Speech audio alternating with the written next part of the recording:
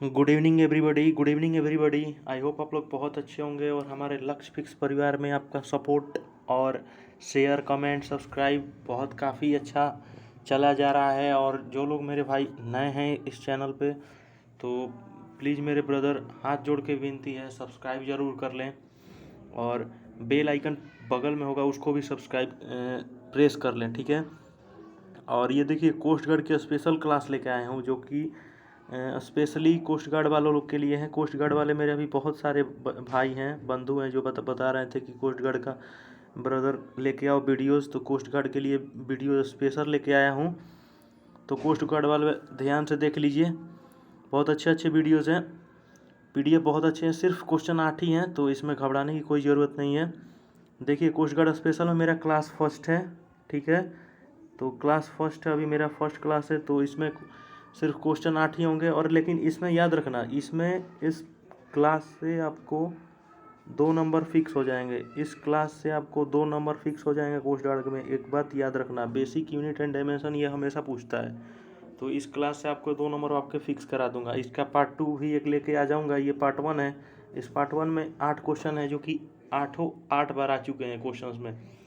तो चलते हैं बिना टाइम गवाए। वीडियोस लंबी हो गई थी कल वाली, 23 मिनट की हो गई थी, तो आई होप आप लोग बहुत इन्जॉय किए होंगे 23 मिनट वाली वीडियोस जो कि कोस्ट गार्ड स्पेशल के लिए वो भी वीडियोस थी। कोस्ट गार्ड स्पेशल ही थी, उसमें मिक्स थे क्वेश्चन GD और DB। ये भी DB और GD के लिए मिक्स हैं, यूनिट एंड डायमेंशन दोनों में आते हैं मेरे भाई।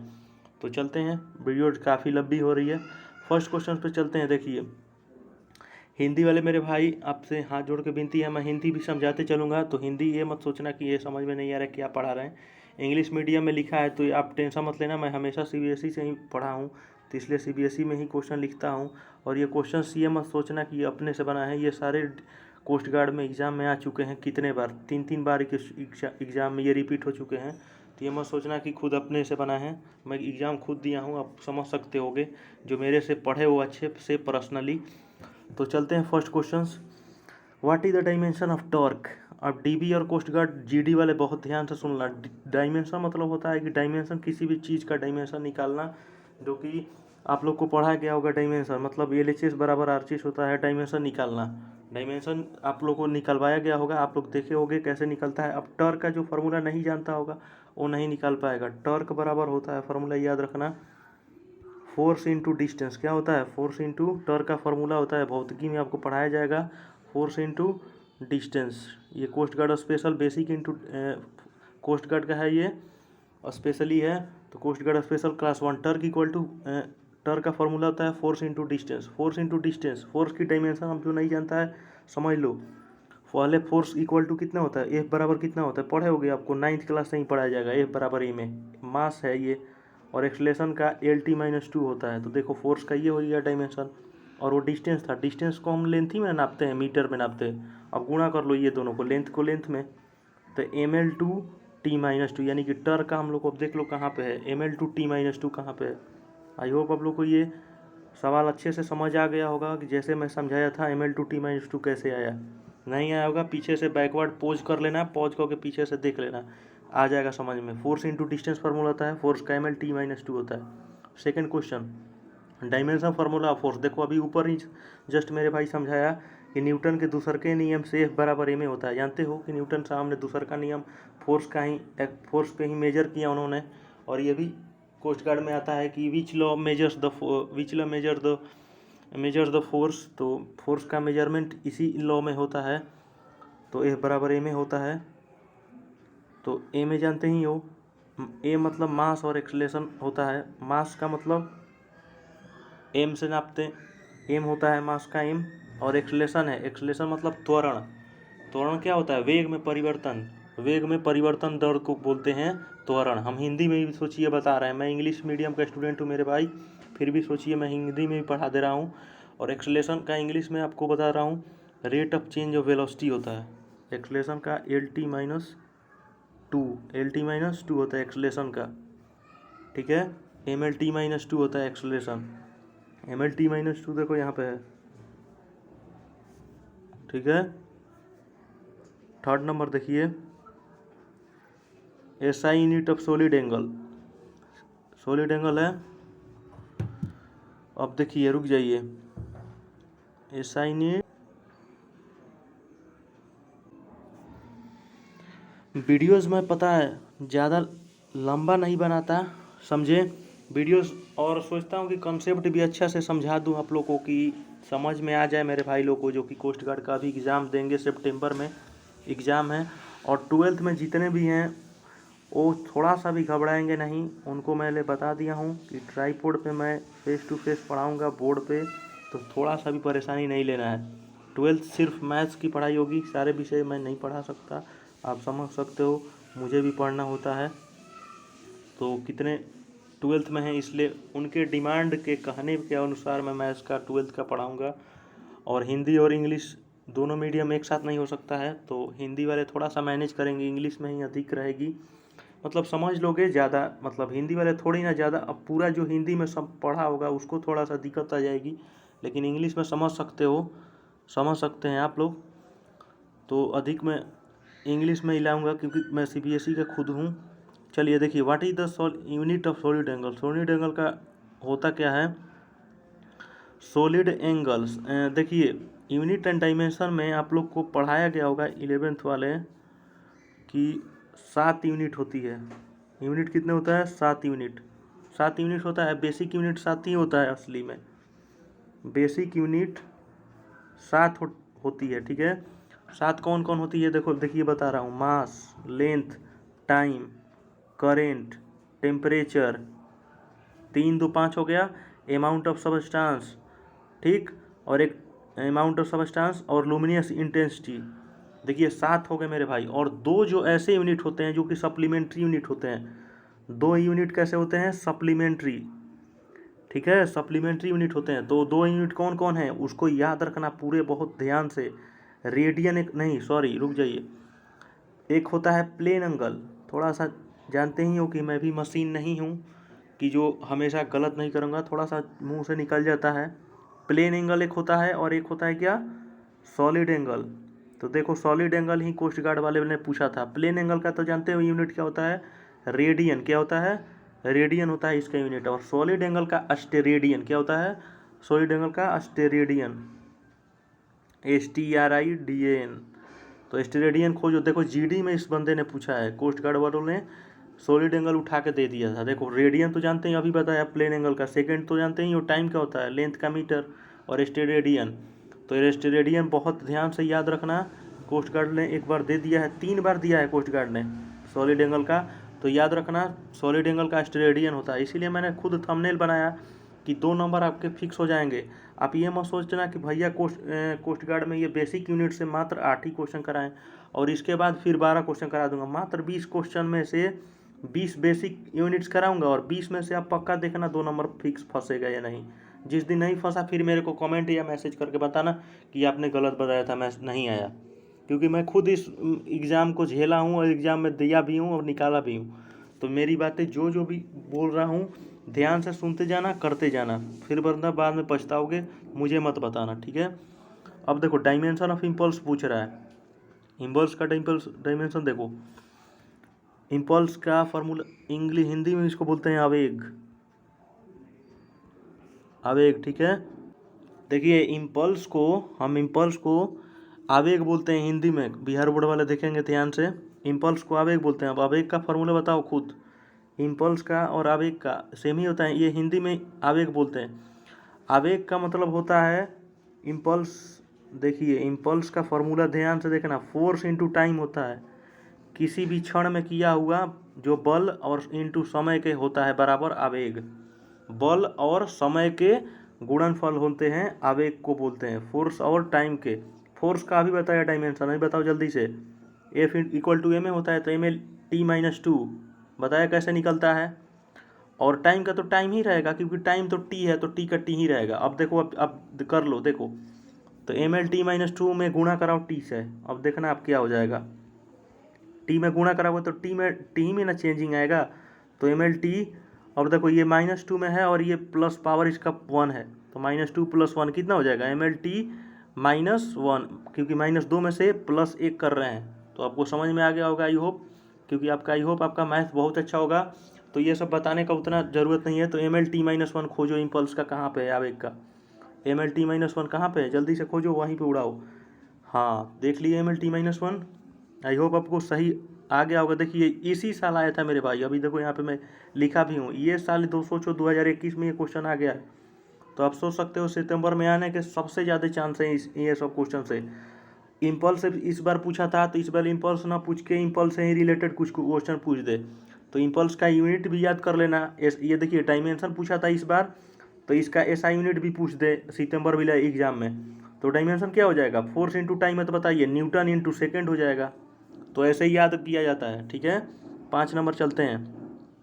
अब डायमेंशन पूछ रहा है काइनेटिक एनर्जी का। अब देखो आपको बहुत एक अच्छा सा ट्रिक बता दे रहा हूँ। कोई भी एनर्जी हो, मतलब कोई भी एनर्जी हो, एनर्जी का मतलब कैपेसिटी टू डू वर्क, किसी भी कार्य करने की क्षमता को क्या बोलते हैं, एनर्जी। मतलब किसी भी चीज़ में एनर्जी, कोई भी एनर्जी हो, एनर्जी का फॉर्मूला, एनर्जी का डायमेंशन एकदम याद रखना। कोई भी एनर्जी हो, काइनेटिक एनर्जी हो, गतिज ऊर्जा हो, ये ऊर्जा बोलते हैं, हिंदी में क्या बोलते हैं, ऊर्जा। तो काइनेटिक एनर्जी को गतिज ऊर्जा बोलते हैं। तो गतिज ऊर्जा का वही डायमेंशन पूछ रहा है।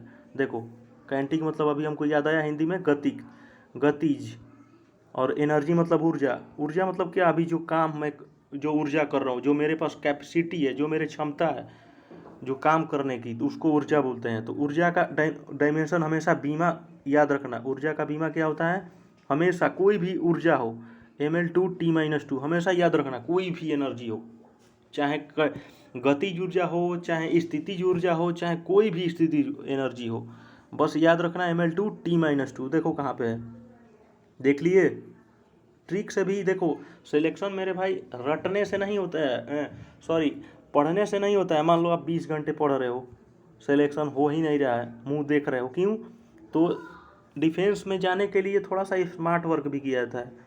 डिफेंस में जाने के लिए स्मार्ट वर्क भी ज़रूरत है। हार्ड वर्क के साथ स्मार्ट वर्क, तभी सिलेक्शन होगा, ठीक है।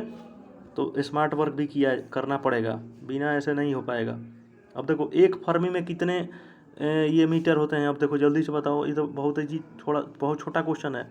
एक फर्मी में जल्दी से बताओ, 10⁻⁻15, 10⁻⁻15 एक फर्मी में। एक फर्मी बराबर, ये भी आया है 2015 में आया था, एयरफोर्स में पूछा था, नेवी ने पूछा था, ठीक है, पॉलिटेक्निक तक में क्वेश्चन ये पूछा था। मुझे सारे क्वेश्चंस याद रखते हैं, क्वेश्चन बैंक पूरे ज़बरदस्त रखा हूँ, तो ये सारी याद रहें, तो इसलिए करा दे रहा हूँ। तो एक फर्मी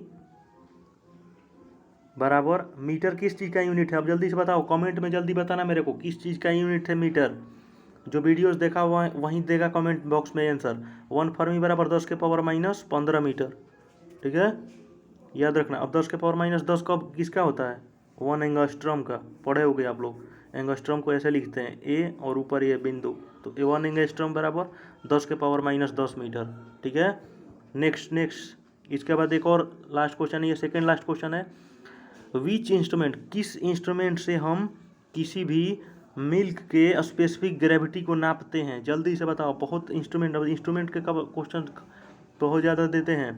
अब देख लो 7 लेवल के क्वेश्चन थे कि नहीं, 7 लेवल के क्वेश्चन, बस 20 ही क्वेश्चन कराऊंगा। यूनिट एंड मेजरमेंट में टारगेट मैं 20 क्वेश्चन कर लूँगा, और आपके 2 नंबर फंसा के रहूँगा, याद रखना। मैं ज़्यादा नहीं कराऊंगा, 50 क्वेश्चन मैं करा दिया। किसी यूट्यूबर के पास जाओगे 50 क्वेश्चन 100 क्वेश्चन कराता है यूनिट एंड मेजरमेंट से, और एग्जाम में जब परीक्षा में बैठोगे तो 100 में से कितना लड़ा, जब आके घर पे मिलाओगे तो 0 क्वेश्चन, मुंह लटक के आगे उसी के साथ पढ़े थे। तो ऐसा नहीं कराऊंगा, मैं जितना कराऊंगा उतना फंसा के रहूँगा, ठीक है। तो देखते रहो। Which instrument is use to measure the specific, किस इंस्ट्रूमेंट का हम नापते हैं किसी भी दूध के कितने, मतलब शुद्ध कितना कितना शुद्ध है वो दूध, तो क्या, लैक्टोमीटर, याद रखना। पायरोमीटर बहुत ज़्यादा हाई टेम्परेचर पे नापते हैं सन वन को। फाइथोमीटर कल वाले वीडियोस में मैंने पढ़ाया था, ओशियन को नापते हैं, ओशियन के गहराई को नापा जाता है फैथोमीटर से, ओशियन के गहराई को नापते हैं फैथोमीटर से। पायरोमीटर, हाइड्रोमीटर तो जानते ही हो, पानी के, हाइड्रो ही से पता चल रहा होगा आपको, हाइड्रो मतलब पानी, H2O पढ़े ही होगे, H2O H2O पानी। चलिए देखिए लास्ट क्वेश्चन है ये, which of following is not a vector quantity, vector quantity उन नहीं है, इसमें से कौन वेक्टर क्वांटिटी नहीं है, ठीक है। अब देखिए स्केलर और वेक्टर के बारे में बता दे रहा हूँ। वेक्टर पढ़ना है बहुत लोग को, स्केलर वेक्टर होता क्या है? स्केलर मतलब स्केलर मतलब देखिए, स्केलर होता है कि जिसके पास डायरेक्शन होता है सिर्फ, ठीक है, नहीं सॉरी, मैग्नीट्यूड होता है सिर्फ। स्केलर मतलब जिसके पास ओनली मैग्नीट्यूड, स्केलर के पास ओनली मैग्नीट्यूड होता है, याद रखना। स्केलर के पास हमेशा क्या होते हैं? ओनली मैग्नीट्यूड, ठीक है। और यहीं वेक्टर के बारे में बात किया जाए तो वेक्टर होते हैं, वेक्टर क्वांटिटी वो क्वांटिटी होते हैं जो कि क्या, जिसके पास दोनों चीज़ हो। क्या चीज़ हो? जिसके पास दिशा और परिमाण दोनों होता है, जिसके पास दिशा और परिमाण दोनों होता है, उसको वेक्टर बोलते हैं। आपको पढ़ाऊंगा बहुत अच्छे से, तो पहले अभी बस याद रखे रहो। दिशा और परिमाण दोनों होता है, मतलब डायरेक्शन और मैग्नीट्यूड दोनों होगा। इंग्लिश में इसको बोलते हैं डायरेक्शन, दिशा को डायरेक्शन और मैग्नीट्यूड को, परिमाण को मैग्नीट्यूड, मतलब दोनों रहेगा तभी वो वेक्टर क्वांटिटी कहलाएगा। तो देखो किसके पास नहीं होता है, ये क्वेश्चन पूछ रहा है, ये नहीं कि वेक्टर क्वांटिटी होता है, नॉट ना लिखा है, देखो नॉट लिखा है सिर्फ।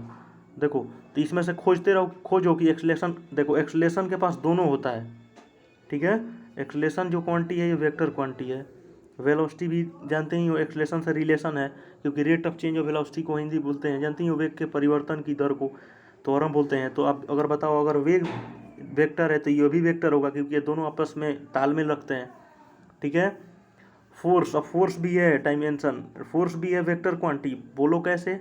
एफ बराबर, जब अगर मेरे भाई एफ बराबर एम ए होता है, तो एम ए मतलब ए, जब ए अगर ए आपको अभी बताएं कि ए क्या है? त्वरण है। त्वरण तो आपको ऊपर ही देख रहे हो कि ऊपर अभी मैं बताया ना कि वेक्टर था, तो एक्सलेशन एफ बराबर एम ए भी तो होगा, ए भी तो होगा।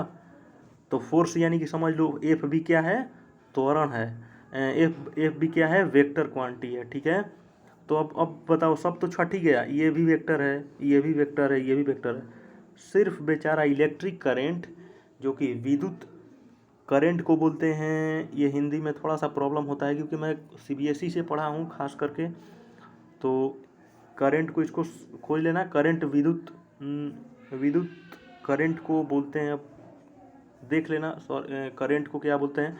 विद्युत इलेक्ट्रिक करंट, याद रखना हमेशा इंग्लिश मीडियम वाले, ये वेक्टर क्वांटिटी नहीं होता है बेचारा।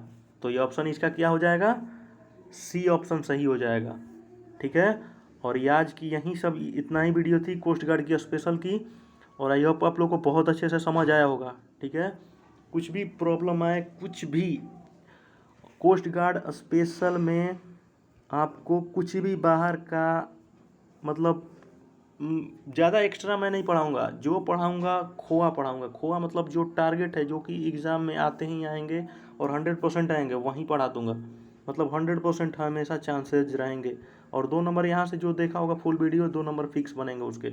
इसके पार्ट 2 भी लाऊँगा बहुत जल्द, ठीक है। तब तक के लिए गुड बाय। जो सब चैनल को सब्सक्राइब नहीं किए, सब्सक्राइब कर लेना, ठीक है। और इसी के साथ चलते हैं। बहुत मेहनत करता हूँ मेरे भाई, तो थोड़ा सा मेरी भी एक इज्जत रख लो। फ्री ऑफ कॉस्ट इतनी मेहनत कोई नहीं करेगा, और इतने अच्छे से कॉन्सेप्ट नहीं समझाएगा, तो थोड़ी सी मेरी इज्जत को रख लीजिए और सपोर्ट कर दीजिए। चैनल सब्सक्राइब कर दिए जो नहीं किए हैं। तब तक के लिए गुड बाय, धन्यवाद, और हमेशा सुरक्षित सेफ रहिए, ठीक है। Bye friends.